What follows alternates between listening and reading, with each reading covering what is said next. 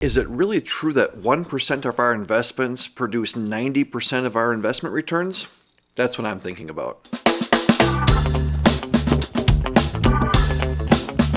Hey, before we jump into today's topic, I just want to remind people to hit the subscribe button if you're watching this on YouTube, or if you got this on email and you like it, forward it along to somebody else. We're trying to grow the reach of the What I'm Thinking video series. So onto this idea of a tiny amount of our investments producing a huge amount of our returns.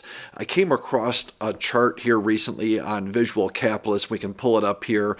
And normally I see these, you've probably seen these before, and they just make my skin crawl. I think, oh, it says, basically, what if you had missed the best 10 days, best 20 days in the market? And the idea is, if you're out for just a day, or you can lose everything, or at least a whole bunch of your returns, right? Which, I get it, it makes sense. I always look at those and go, yeah, but if you miss the 10 worst days or 20 worst days, it also has a gigantic impact, right? It's like, what are we trying to accomplish with these graphs?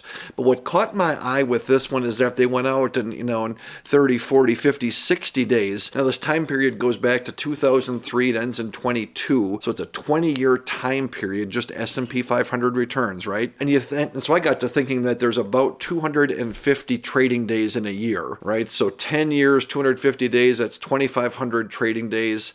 20 years, about 5,000 trading days. And look over there on the right-hand side, 50 or 60 days, that's 1% of the 20-year time period, right? If you miss that 1%, you have lower returns, or in other words, that 1% drove, 90+% of the returns. So just think about that, how mind-boggling it is. And 1% drives 90% of returns, and if you flip it on your head, like Charlie Munger says, always invert, that means correspondingly that 99% of the days in the market produce 10% or less of the returns. Most of the time, almost all the time in the market produces basically nothing, and 1% of the time produces 90% of the returns, right? And it just goes to show you that these tails really drive things. And it's just interesting, that volume of how we want to see returns every day, or how, on a day-to-day basis progress. And that's not how this thing works, right? It's that there's just a few time periods and you don't know when those time periods are.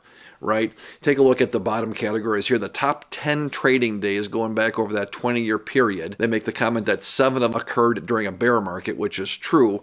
But take a look down there on the bottom. Talk about that bear market. If you go from October of 2008 through March of 2009, right? So less than 6 months, 7 of those highest returns. Look at those, some in the double digits, all in that window that's about this big, right? 5 or 6 months out of 20 years. And coincidentally or ironically, I'm not sure which one it is, but it happens when we've got bad times in the market. Those happen during bear markets. That's not during bull market, not when things are going great. Those high returns come in that bear market time. And if you're not invested in it, right, if you get in and out, you're missing those things. So just really interesting how it's a very few number of days in the market. And also those days, at least historically, been bunched into a very short time period. And just really interesting to think about. It goes to reinforce the idea that, listen, have a plan, stick to the plan, rebalance, do all those things that we already do. But just really interesting to put it in graphic form like this. So that's what I'm thinking. But I'm curious about your opinion on what do you get out of this chart? What sense does it make to you? What message do you take away from it? If you are watching this on YouTube, jot a comment in the comment box. Would love to hear what you're thinking about this, or feel free to shoot me an email directly. And as always, thanks for watching.